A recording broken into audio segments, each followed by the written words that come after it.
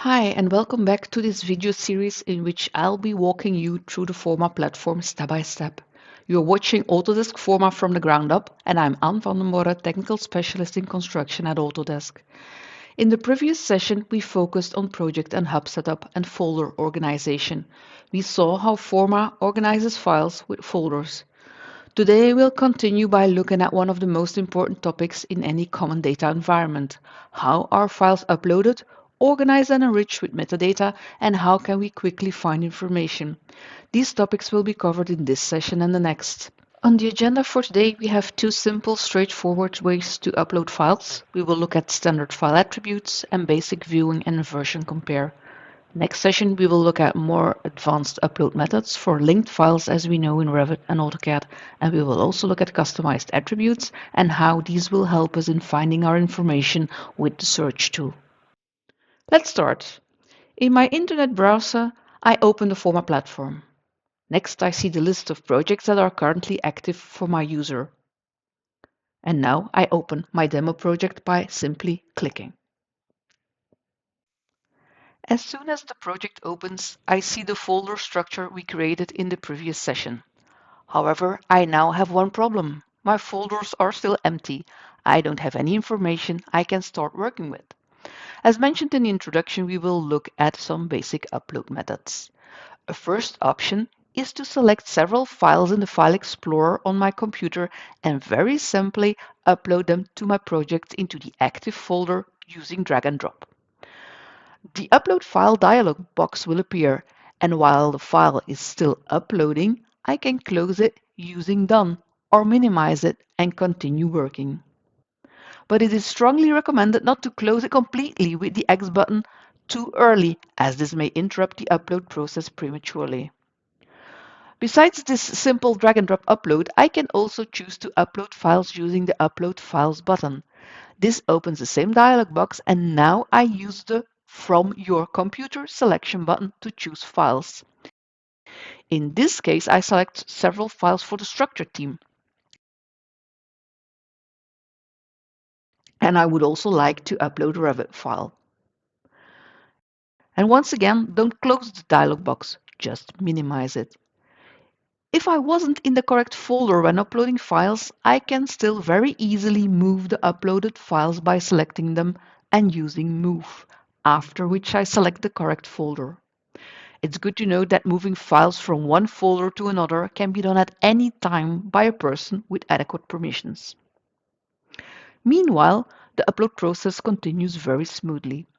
As soon as all files are uploaded, we see them appear in the folders with the same file name they had in Explorer on a USB drive or wherever they were originally stored.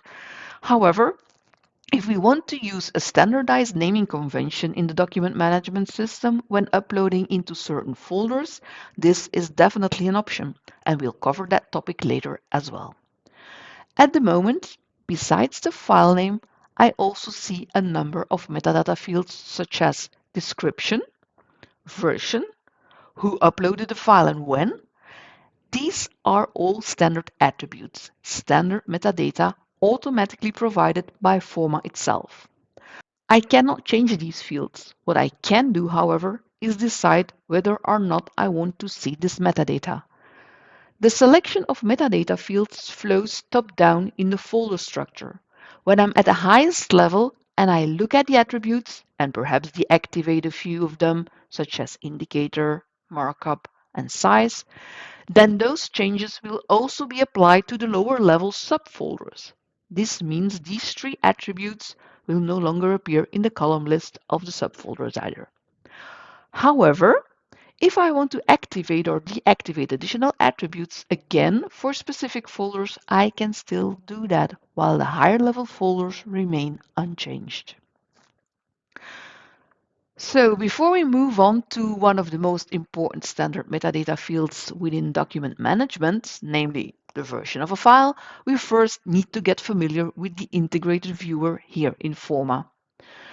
Besides storing a wide range of file formats, Forma also allows more than 80 of these file formats to be viewed directly inside the platform. So there is no longer any need to install and maintain specific viewers just to view the most commonly used file formats, such as DWG, PDF, Revit, IFC, and many more.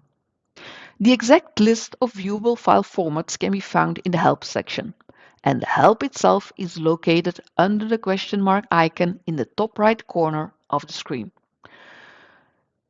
We just looked at a PDF file, but I can also view a 2D DWG in exactly the same way, and many other formats as well.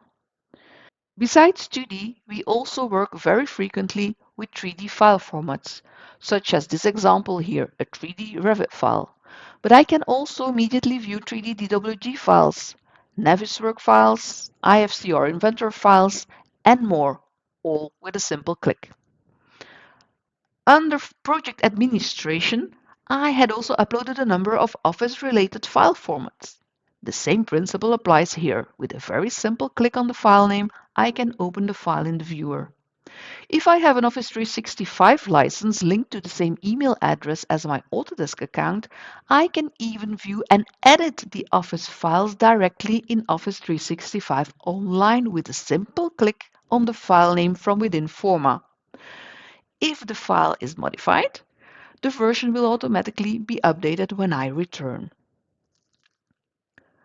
This brings us seamlessly to version management because I can still access both versions at any moment. I have access to my previous versions as well as the current version, so the complete version history is preserved. I can also reactivate older versions and make them the current version again. And when a new version has been uploaded as a user, I naturally want to know what has changed in that file, especially when dealing with models and drawings in, for example, a review workflow, which is another topic we'll definitely cover later. Let's first look at the versions of a PDF file. This PDF has two versions, and we already know that we can look at versions in the list view. But inside the viewer, I can also still view the two versions, or more if more exists, of course. And I can compare these versions with each other. Left, I select version 1, and at the right side, I keep it version 2. When we compare, the differences are displayed either in color, or I can use the slider to make changes clear. And what about 3D? Well, there too I can either open the file, look at the versions, or, as mentioned earlier, use the version button.